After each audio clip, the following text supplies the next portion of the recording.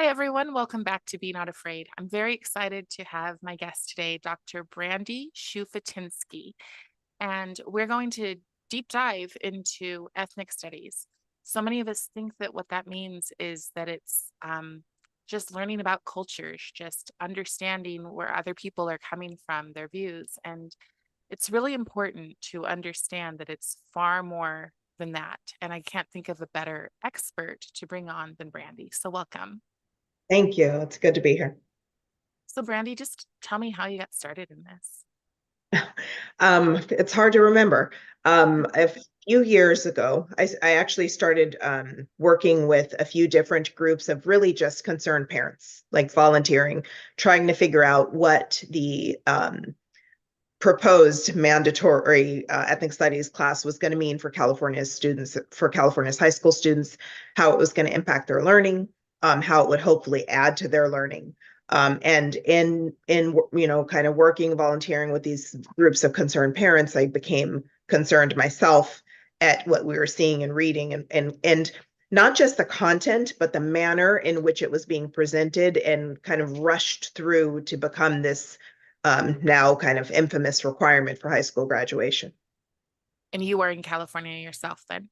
I'm not actually. I'm born and raised from Southern California. So I'm born and raised in Southern California. I live right outside of Philadelphia right now.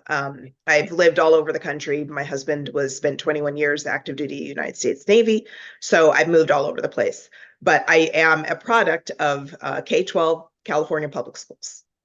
Okay.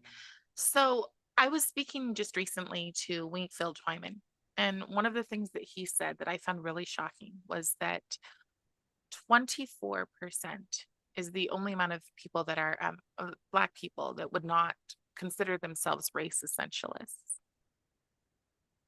How do you feel about that Not statistic? one way, honestly, not one way or another, because I don't think that in the free society that we have, I don't want like the idea of forcing people to either identify or not identify with a racial, ethnic, or cultural group that they feel that they belong to, or maybe they don't necessarily feel that closely connected to. The reason that I'm asking is because from what I have seen in ethnic studies, because we have a very similar story, volunteering because you get alarmed and just digging and finding so many things out. And it does seem that the people who are pushing the ethnic studies agenda fall into that category of the 70 plus instead of the 24. So more falling into kind of the activist essentialist viewpoint.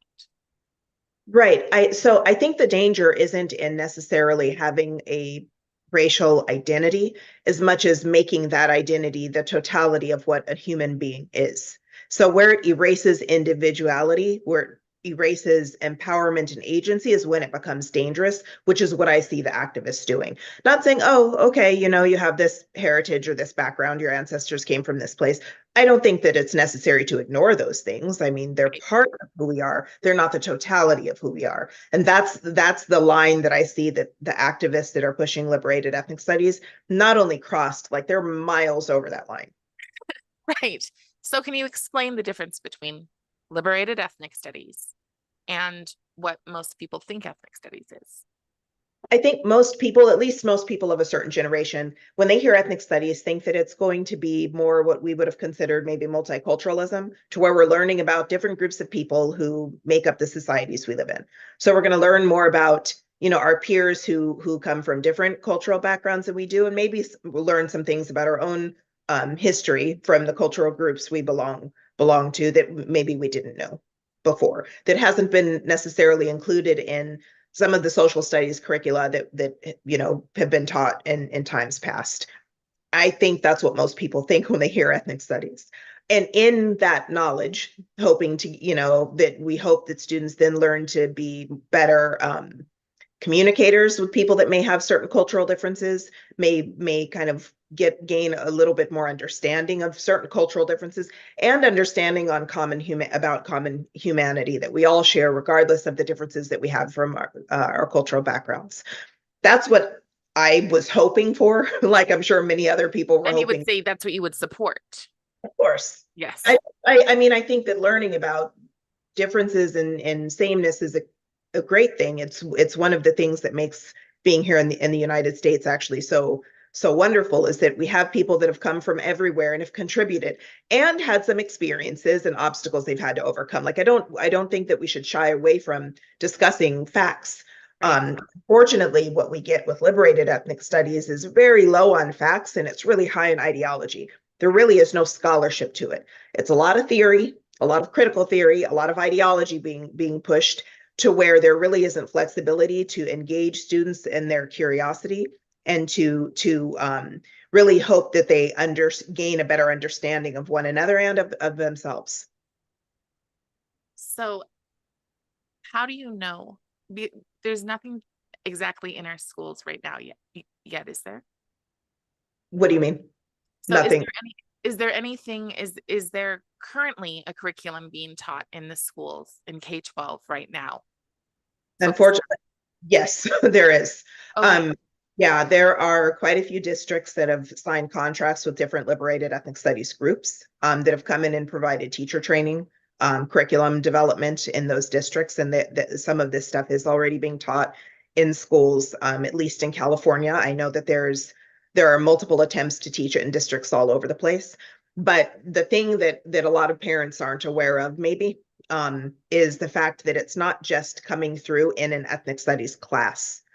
The pedagogy, the framework, the lens that is being used by activists is being taught in schools in different ways and different subjects. So it's not just an ethnic studies class. You'll see a lot of social studies teachers that have learned this framework and this pedagogy during their teacher, when they attended college to become a teacher, and they're bringing it into the classroom that way. And that framework is identifiable by certain things. Some of the keys are whether, you're teaching the oppressor versus oppressed binary, teaching the four eyes of oppression, where it really is people are put into an identity box and they have no way of getting out of that identity box.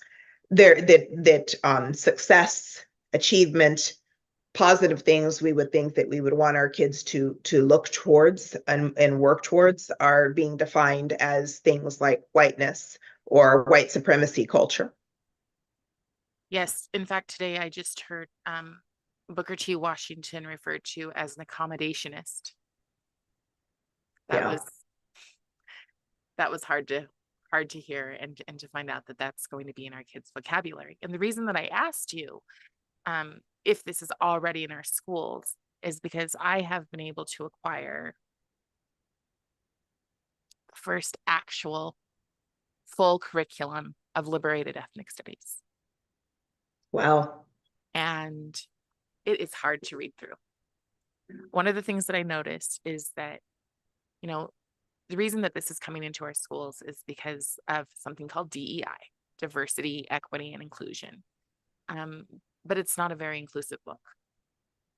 So it tends to be that they're only following the examples of people who believe the same things they do. So we have Ibram X. Kendi in the book.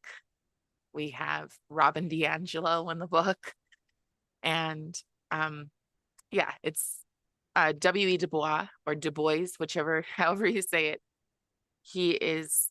His thought is the main driver of this book.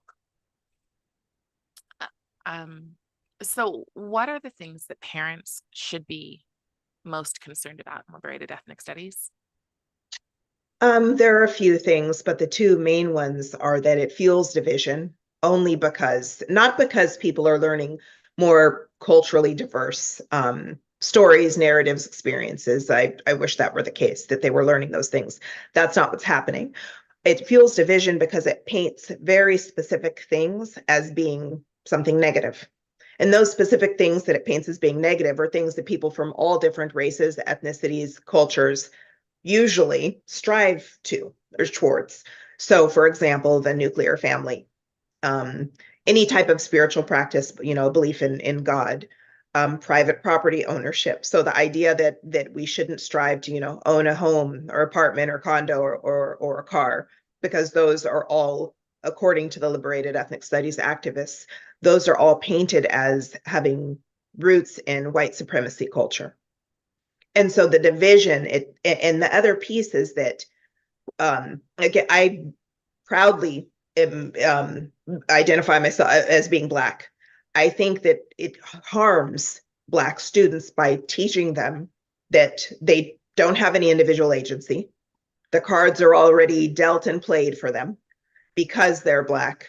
And if they strive to achieve something, they may be giving up their very Blackness in favor of something that's rooted in what, the activists call white supremacy culture.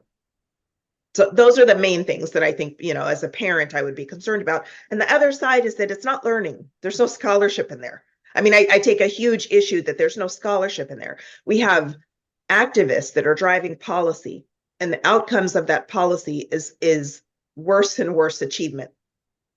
Student achievement is in an all-time low in public schools across the country, and California isn't an exception to that. To think that you have a significant majority of students who aren't able to read, perform math, pass social studies or civics at grade level, but now they're being taught ideology instead of how to do those basic functions, our school system's failing them. So I want to go back to one, I saw your necklace, but I want to go back to the thought that no religion is taught, because it seems to me that this almost looks like a religion, but also that there is a lot of protection, specifically for the Islamic religion.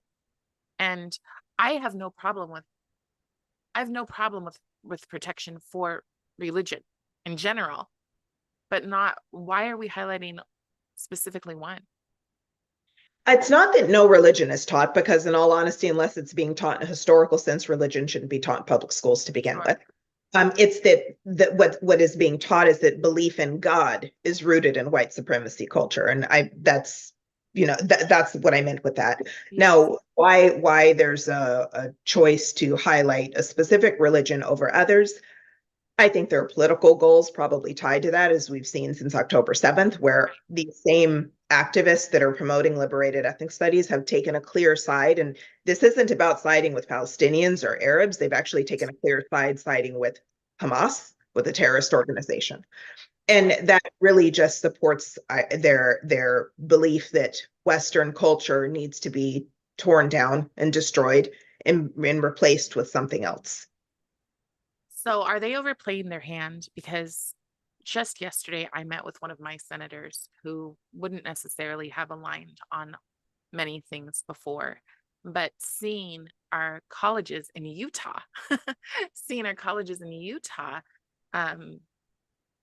have some pro-Hamas sentiment, some of the students, has been really shocking for them. So, as it should, in my opinion. I mean, they are terrorists, so it should be. But I'm wondering if they're overplaying their hand. I'm wondering if they're just throwing everything and seeing what's going to stick. I hope so. I mean, I hope they're overplaying their hand. Right. I think that it's quite clear to see that they're overplaying their hand with a specific generation.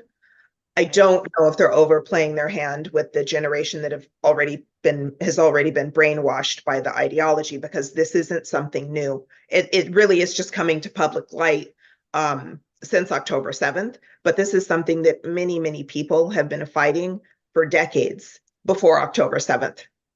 And one of the reasons that some of those people and groups have been aware of it is because they were the specific targets of it. And yes, you saw my star. So yes.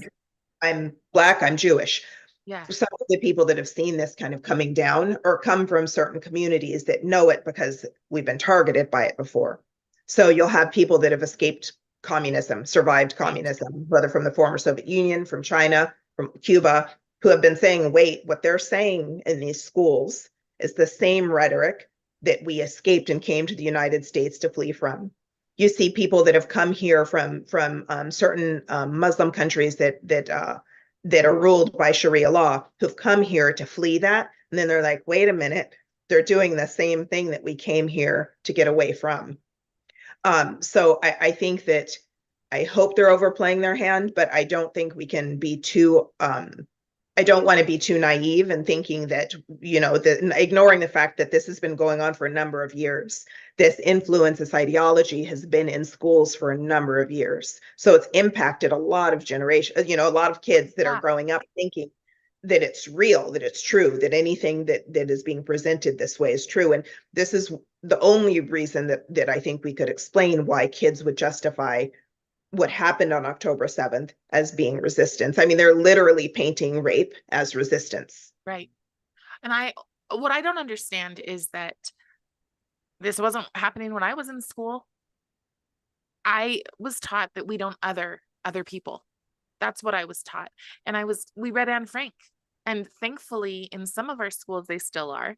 But then the other thing that they're doing with ethnic studies is they're mixing up. They say we want to bring ethnic studies in to explore other people's cultures, but then we're throwing in sexuality and climate change into the mix and still calling it all ethnic studies. And it really seems like we're being used. We are. I mean, we are. I think that I've said for the past few years, ethnic studies is a Trojan horse to get things like anti-Semitism institutionalized, and to get a very specific narrow ideology institutionalized. And it's using, taxpayer funds and public schools to do it. And it's not that I think that those conversations and debates and discussions about whether it's sexuality at a specific grade level, obviously not little kids, and debates about the science around climate change, that should happen. That's what happens in a learning environment. But that's not what they're presenting. They're presenting a very specific, narrow narrative that they're presenting as truth and fact, and leaving no room for debate, discussion, or even questions. And that's what I find problematic in an educational setting. Yes. In fact, when you look into this book, it will give you a bunch of it'll tell you its narrative, and then it'll say, go look at these sources. After you've read these sources, then tell us how you feel. Has this changed your viewpoint on what do you think now of whiteness? And you're just like, this looks awfully like indoctrination. I mean, there's no room for thought. Our kids are not being taught to critical think. Or to I think they're not even, I think they're not even given the space to. Right. Because they're not, this is what's going on. And I think about and again, I'm not one to shy away from difficult conversations or discussions and learning, as long as it's age appropriate. I'm a social worker. I think it needs to be. I don't, and the argument that, well, if this kid is old enough to be a racist, my kid was old enough to experience racism, your kid's old enough to learn about it. That's a ridiculous argument. It has nothing to do with learning about racism. It's about how much material, what you present at what age and stage. And that's being missed because there's an idea that radicalism is justified, and kids need to learn it because, they're being raised up to be this little army of activists. Yeah. Would you call it a cultural revolution? No, not quite. Okay, why? An attempt, maybe. Okay. Because thank goodness so far, maybe that's changed since October 7th. I don't want to minimize the level of violence that actually happened during the Cultural Revolution in China and in the Soviet Union. Right. There is a level of violence that those activists committed that, thank God, we have not seen here. Not that we haven't seen violence, but not at that level. I think that there's an attempt to kind of like, it's the difference to me between a war and a Cold War. Okay. I would paint it more as the cultural Cold War, because I think that's what we're fighting. How far are we from a cultural revolution, do you think? That's a good question. I think there are pockets of people in certain communities that are willing to commit atrocities, violent atrocities, to meet their goals. However, I think for the most part, most of these people who are these activists don't really want to engage in a certain level of violence because they don't know how yet. And part of what, again, I'm born and raised in Southern California, but I've lived all over the United States, in different regions. And part of what's interesting is that this revolution, Cold War, whatever you want to call it, it's not actually so widespread. It's actually centered around very elite institutions. So majority of Americans don't go on to higher education. Right. Our institutions of higher education are inundated with radical activists, but they don't represent majority of Americans. And that's something that I think we also have to consider. That doesn't mean that they don't hold power and sway, because those are very elite, privileged, powerful institutions, but they're also not representative of majority of Americans. And that being the case, if it actually went to that type of revolution, they're not going to win. That doesn't mean it wouldn't be very violent, and it's not something I pray we don't go down that road. Right. But that's a consideration, which is also maybe something they're considering and why they're not trying to achieve their goals in that way. So I'm interested in that because so before living here in Utah, I lived in Seattle in 2020 during the summer of love. And I did get physically assaulted because I held a sign that said, "Stop critical race theory. We are their pawns. They are using us." And somebody, and I wasn't at one of their events. I was at an event for an election, but somebody felt the need to, punch me and assault me.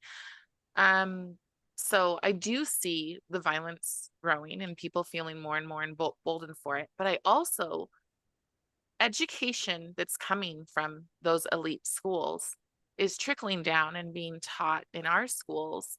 So I went to a school locally to speak about, basically to say that we need to not center around anyone, and we should teach excellence to every child. And part of excellence, or student, I should say, because they were college, but part of excellence is being able to sit in a room and have a conversation with somebody who does not agree with you and respectfully see them as a human being. And when I went, they, stood against the wall and shook and cried and whatever else. And I was so sad for them. Like, I didn't have hatred for them. I had sadness because I just thought, what weak human beings. That's what I see in ethnic studies. I see first weakness, and I also see it in the parents and the teachers and the admins who are embracing this. Why do you think people embrace this? When this book comes in front of my face, I think, wow, this is pretty vile. It's pretty divisive, doesn't leave room for thought. And I'm not highly educated. I grew up in the foster systems, so I'm like, I'm just a parent. But I sit there going, this is really, really divisive. And again, I'm not a person who doesn't want Black history taught. I want Black excellence taught. And I also have no problem that excellence had to come from somewhere. Our people learned how to read. Uh-oh. Nope, sorry. Let's turn her off. That's awful. Our excellence came because people learned how to read because it was something they didn't have before, right? And so why can't we tell these stories? Why can't we tell the stories of people rising up, but not rising up to liberation? I think that, I think that there's a bit of a play on words there. Liberated ethnic studies is anything but liberation. It's actually a shackling to mediocrity, to disempowerment. There is, it seems right now, at least in American society, that many people have a hard time holding two things that may kind of contradict one another and hold that both may be true. And so the idea that Black people in America suffered a great injustice and brutality under slavery, and some of the legacies of slavery may still show up in our society and communities. And we can talk about that, we can debate about it, we can argue about it. And Black people overcame a whole hell of a lot to the highest pinnacles of success ever known to man. Both of those things are true. The teaching should really be leading to the ability for students to hold to what seem to be competing ideas in both hands, and realize that there can be truth to both of those things. We seem to have a hard time doing that. So what ends up happening is in comes this grievance industry, which is more of an excuse industry. And there's a difference between an explanation and an excuse. We can explain why in certain communities of high poverty, there's high crime. That doesn't excuse the behavior of people committing those acts. And that doesn't mean that they shouldn't be held accountable for their actions. But the explanation allows us to then think about ways we can help alleviate some of those problems and issues. So instead of really delving deep in the explanation, you get a whole curriculum that's full of excuses. And where does that lead us? I feel like it's literally created by people. Like it almost looks like it's white supremacists standing on the top creating this stuff, because you're keeping people down. When you keep a person in a state of bitterness, in a state of, well, I can't, that chip on your shoulder. And I see that a lot because of growing up in the foster care system and seeing so many people who, because bad things happened, truly horrific things happened, they feel like they're too broken to achieve, and that's okay, and that they deserve. There's also a sense of entitlement, and that's what I see, and I think that's why I didn't fall for it from the very beginning. I was just like, why would you do this to people who are in the worst places? African Americans in my state are 16% proficiency rate for literacy, 1-6. But this is the stuff they're supposed to read. And one of the most amazing things about this little book here is, you want to know who's not in it at all? Martin Luther King. Of course. Not in the book at all. I mean, if you're trying to teach, kids to be revolutionaries, you're not going to bring in Dr. King as an example of a leader. I think that the other part of me that maybe, my activist side that's been really irritated is everything that the Liberated Ethnic Studies groups are doing. They're erasing the legacy of my ancestors and saying that they're doing it for the benefit of my children. Yes. I don't know how much more racist a group of so-called progressives could get. Yes. Yeah, I don't. To me, the word progressive might as well be replaced with regressive. And the thing is that I used to consider myself, I would consider myself a classical liberal. Today, that is not what most people consider me. but that's how I consider myself, because I'm a live and let live person. I don't care if a person is gay. I don't care if, if I have a child in my class who is any of that thing. I just care that the child feels like they're special and capable. That's it. But to tell me how I have to make that person feel special, that's eroding the human connection. And I think that's, a lot. That's the point. Yeah. I mean, I don't, has been a very well orchestrated plan to get this ideology into schools. Otherwise it wouldn't have gotten as far as it has, and it's gotten pretty far. And I think that people think that, well, if I live in a more conservative area, I have a more conservative mayor, governor, that's going to protect them. And it isn't, because the teachers that are teaching your kids have gone through pretty much the same teacher education program as the teachers that are in the most liberal parts of the country, Seattle, San Francisco, New York, wherever. Do you think that our rural communities are targeted? I know they are. How? Because the reason I'm asking is because people who will watch this are going to go, I'm so glad I don't live in one of those cities. And you're just going, okay. A few different ways. The one, they're targeted because, like I said, all teachers across the country go to the same teacher education programs. They do their teacher professional development from the same selection of groups. They're covered under the same teacher unions. This is a national problem. This isn't location. I mean, I've seen it too. I've had people comment, oh, just move to a conservative place. That's why I live in a red state. That's why I'm like, it doesn't work that way with schools. If only it were that easy. It really doesn't. There's, I'm sure, a lot of political power that's going on, and we see what happened and what rhetoric comes from teacher unions and accreditation agencies that have pushed certain types of DEI. And I've never been somebody that's against diversity, equality, and inclusion. I look at it as that's something that's been necessary. I mean, that's helped people with all types of disabilities get access that they should have gotten. It's actually addressed a lot of racial and cultural issues that we've seen in the workplace. And as far as rights of, working mothers and the like, that's not what it's doing right now, though. The diversity, equity, and inclusion bureaucracy is doing the exact opposite of what its name implies, which is similar to ethnic studies. No, I would say it's exactly the same. I've spent months looking at ethnic studies, the California model policy, and just going through it line by line with a group of people, and we discuss it.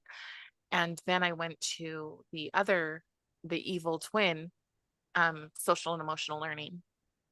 And if you go into their equity pages, if you just type in equity, it's pretty much copied from the other. So they're the exact same, every line of that. Basically two things. Your children are supposed to learn that they're a victim. And if they're not a victim by their color, then they're a victim by their gender. And if they're not a victim, then they're an oppressor. And then they need to do the work, the same work that our adults are struggling to the point that some people are committing suicide over.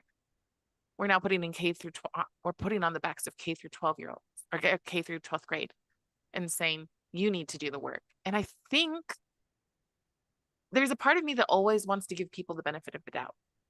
And so I think that there are people who are willing to do this because they think if a child grows up this way, then they won't have to do the work as an adult. So, but basically, I think there are people who are just accepting that we're going to be a more racist and more angry world. I hope that's not the case. I hope it, I mean, I don't think that, I don't think that has to be the case. I think that what ends up happening are really two things. One, there are a lot of kids that are just like, whatever, and, get through it so I can get through. I'm not really believing any of this. They see it to be the nonsense that it is, Yes. and they just want to get through it. But what ends up happening is in doing that, the time that they should have spent learning has been taken away.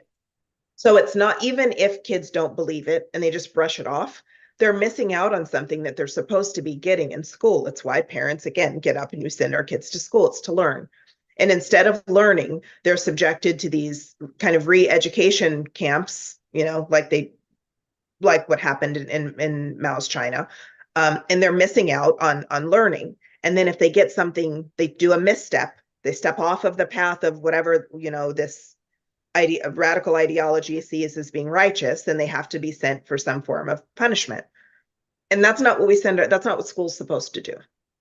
No, and it's interesting because I do the same. I talk to a lot of people who have escaped communism, but it's interesting that where it's always thrown Nazis, especially, as I said, I'm not considered a classical liberal by a lot of people, right? But they did the same thing. They always start with the children. And honestly, that's what I see. When you're going to the point of justifying, there were people saying, I don't even want to say what they were saying about Jewish people. Okay. But yet you've spent however many years calling people on this side of the fence Nazis. But that's what I see happening in our schools. I think, again, the massacre that Hamas committed on October 7th really was the quiet part being said out loud. And so the radical activists here in the United States were thrown into, okay, you got to pick a side. I mean, they really were. And so they have used since October 7th every method possible to try to deny facts. Right. The massacre didn't happen. Israel committed the massacre. It's all CG. And that was, to me, what was behind the ripping down pictures of people who'd been kidnapped by terrorists. Right. That when confronted with the truth is really tears down their kind of house of cards, their ideological house of cards. So they have to physically rip down manifestations of the truth. And that's what we've seen. And then the other piece is to put forward this really radical, confrontational, bullying movement to force people then into compelled speech. So these chants. And then the chants don't really mean what you hear them say. So it doesn't really, I mean, it's like they're trying to pull magic tricks every other Right. day with what they're doing and what they're saying. And like we can all see what was done not only on October 7th because the terrorists live streamed it. We all hear the words that are being said and the justifications being made for the most brutal thing to have happened to a group of people, to Jews, since the Holocaust.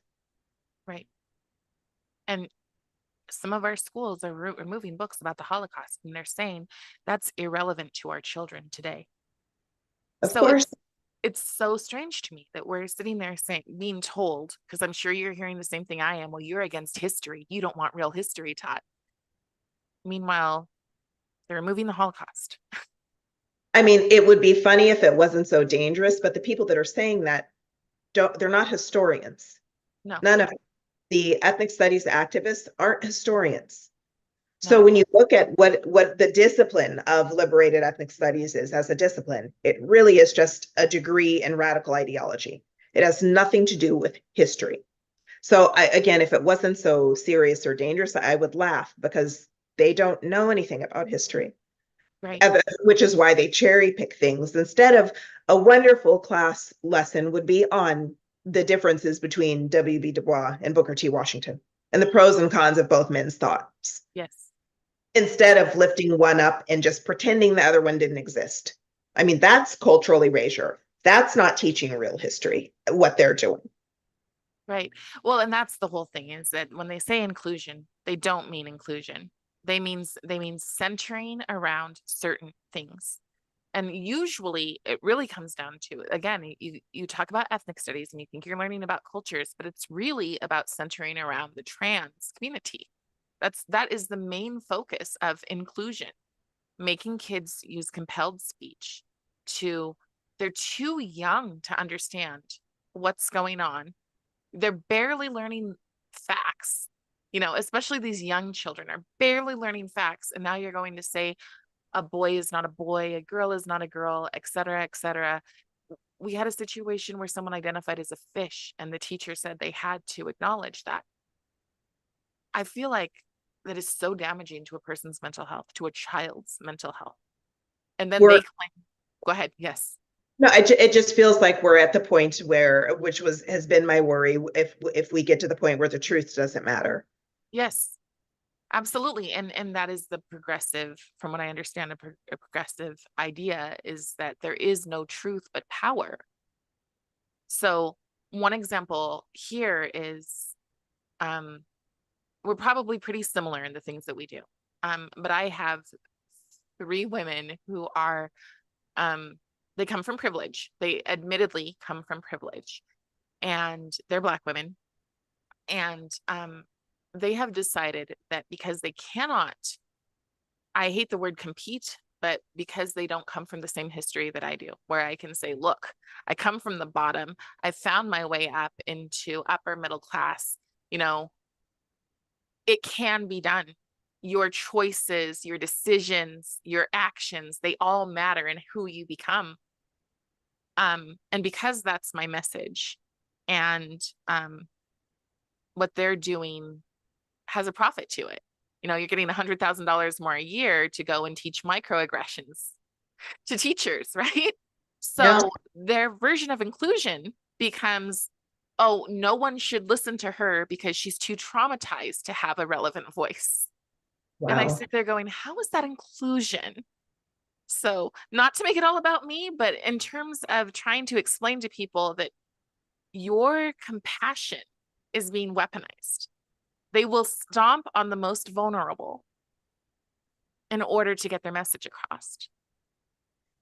I always feel like it's if somebody doesn't fit their narrative, then they just erase them. They Yes. marginalize them. Yes. I mean, that's what happens, that those people get marginalized. And again, when looking at the language that's used, it's I mean, it's actually smart in the most dangerous way. Labeling something this and then kind of pushing forward with that, even when again it doesn't fit that label. But when you don't fit the narrative, you get erased or silenced or canceled, whatever. Yeah. Shunning is really that's really what they're doing. And it is, it feels an awful lot like a religion. It You are a true believer or you're does. excommunicated. I mean, there's a fervor around it. The first thing that I really it reminded me of was the witch trials in Salem Absolutely. and Scarlet Letter and all of that, because that's what seems to be happening. And to think that, okay, we're going to be educating the next few generations of kids in this to do more of the same. It's so destructive, and it's so unnecessary. Yes. Talking and teaching kids about the history of the United States and the history of the world and about different peoples doesn't have to devolve into this type of rhetoric. And I think what ends up happening, which is unfortunate, is it becomes so polarizing that you have some people that are like, forget it, we don't want to teach any type of Right. history. Like, we just want to stick with what's been done for the past 50 years ago. Or you get people that are so radical, and I'm like, no, it does, like, both of those things are too extreme, where you have the extremes kind of pulling this tug of war, and that's just not where I sit. I don't think it's necessary. It's a waste of time and resources, but it is rather lucrative. I mean, for people that criticize capitalism, they sure are trying to make a lot of money off of it. Yes. Thousands, millions of dollars. And that's why going to my legislators or going for anyone to go to their government, they have to keep in mind, and they have to, when they're talking to their legislatures, they have to be able to say, I understand that you morally are objective to this, but are you prepared to say no when the funding starts coming in? Because Right. we have been told by our government that it is irresponsible to not teach critical race theory, which is what this is. So Christinesler, do you know who she is? Okay. She, how she openly says that ethnic studies, when guided by critical race theory, is heading our children in the right direction. But yet we pretend, so she says this in a video on YouTube, but we pretend that that's not happening. Everybody will say it's a college level course discussing various, ideas that only relate to, the teaching class. But I'm like, but those teachers have been taught it and they believe it, to the point that I've seen teachers say, well, how do I grade this paper without considering a child's race? And I just am thinking, what a disservice to these children. What a disservice to not see them as an individual. And quite illegal. I'm just going to put that out there. There's that. Saying, I mean, that's what they're being taught. That is Yeah. literally what they're being taught to do. So, what I want to know is what is a positive? I know that there are people who are working towards a positive history lessons curriculum for kids versus what they're being taught in books like Voices. I think looking at there are a few different groups that have worked and put together what makes more sense for not just ethnic studies, but just educating kids. And it is looking at how things are being taught and what the ultimate goal is. And if the goal is to build bridges, to improve understanding, to build more towards positive communication, to increase students' actual knowledge base on different things, then that gives more of a positive spin. So I've worked with groups like the Alliance for Constructive Ethnic Studies, and they're mostly California based. We built a coalition for empowered education, and those are groups that really work towards not ignoring real history, not ignoring racism, but not centering racism. The idea isn't to center something negative. It's, if you're talking about really teaching real history and the experiences of people, that doesn't include leaving people out. That doesn't mean that you're so exclusionary that you leave out Dr. King.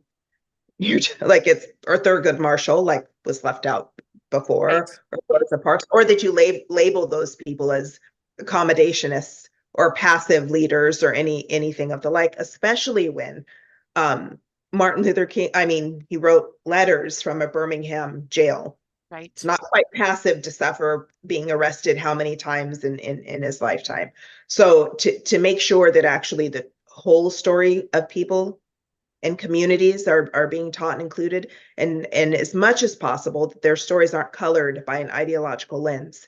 And I will say this about CRT.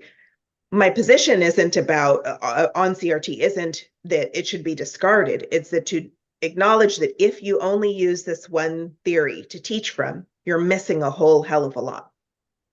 It will cover what's being taught to kids in the classroom, and not necessarily in the best way. You're missing stuff. It's exclusionary. Right. I feel like it should be taught as this is a theory, and here's another one. Some people believe this, some people believe that. That's teaching kids to think. Where do you fall on this thing? You know, that is teaching kids to think, not giving them one thing, putting all of the sources in front of them and that only lead in that same direction and never letting them vary off of it. I mean, we have so many kids. I don't know how old your kids are, but high school age kids, right? And they're told, write this report. Here's a list of your approved sources. Yeah. And you aren't supposed to vary off of them. That is not teaching children to think. I wanted to go back to, nope. that question is lost, but okay, what's the end game? Because it really seems anti-American to me. I think that it's there. One of the silver linings for school shutdowns during COVID is parents were aware of what their kids were learning, and so that really sparked more parental involvement in education, which is to me always a good thing. I think the end game is parents actually realizing that we have control within our local communities about the direction our schools go, and not just parents, any community member that pays taxes. And if the outcomes aren't meeting what they're supposed to be, or they're not moving in the direction that we hope that they're moving, that we demand better. And one way of doing that, when we've seen it already, we've seen school board members get recalled. We've seen school board elections go in a completely different direction than the political norm of that community. And if that's what it takes, then so be it. We see an increasing number of parents, especially Black parents, homeschooling. I mean, that number has almost doubled over the past few years. And at the end of the day, it really is going to take, I think, something more of that to let policymakers be more aware that, listen, we want our kids to learn and we want them to grow up to be healthy, productive members of society. And what you're doing is not doing that. So we are going to opt out. And that gets used. Oh, parents are leaving the schools because of white supremacy. So be it. I mean, for certain things, so be it. There has to come a point, you know, I'm a generation like sticks and stones. Call me. It really does at a certain point as parents, as grownups, we're going to have to be okay being called bad names because we're going to be called them. I mean, if I had a dollar every time I was called a white supremacist. Yeah. Yes, I'm a Black Jewish white supremacist. That makes sense. Yeah. I know. I get called that I hate Black people, and I'm like, I literally don't. I literally want people to be seen as individuals and to succeed. But on that question, I remembered my other question where I lost my mind. You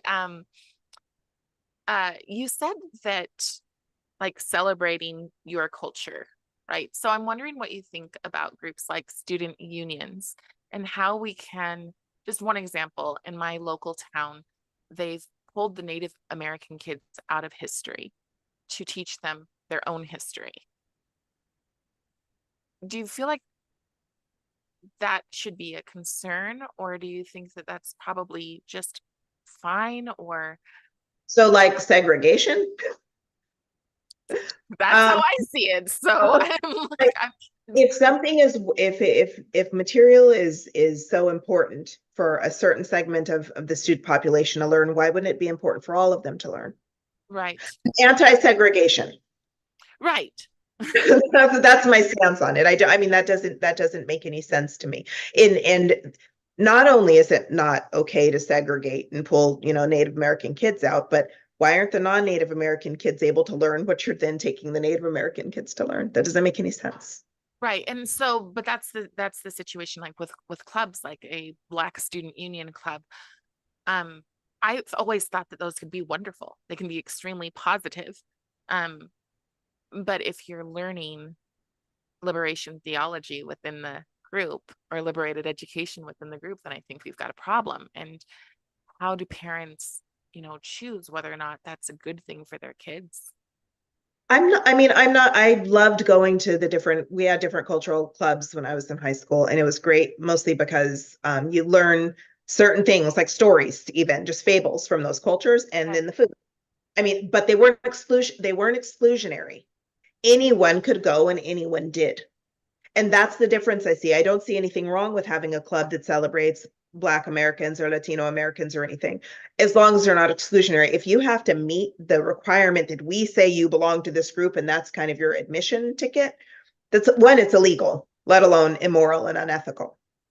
Yeah, I just am not sure when I hear words like illegal anymore if they mean a whole lot right now. Laws are only as good as they're enforced. And I'm not saying that Right. they're going to be enforced, but that doesn't mean that they're not illegal. It still violates Right. still violates civil rights laws and policies. You can't do that. It doesn't, uh, people bled and died for those rights. I'm not going to denigrate the giants on whose shoulders we all stand upon. Like that's horrible. That's honestly the way that I look at it. I'm like, I was born in a time when I can go into any restaurant I want. I can marry whomever I want. So I should be grateful that 10 years, well, I don't know, about 20 years before I was born, people couldn't do that. Right. And we have no sense of gratitude. There's none.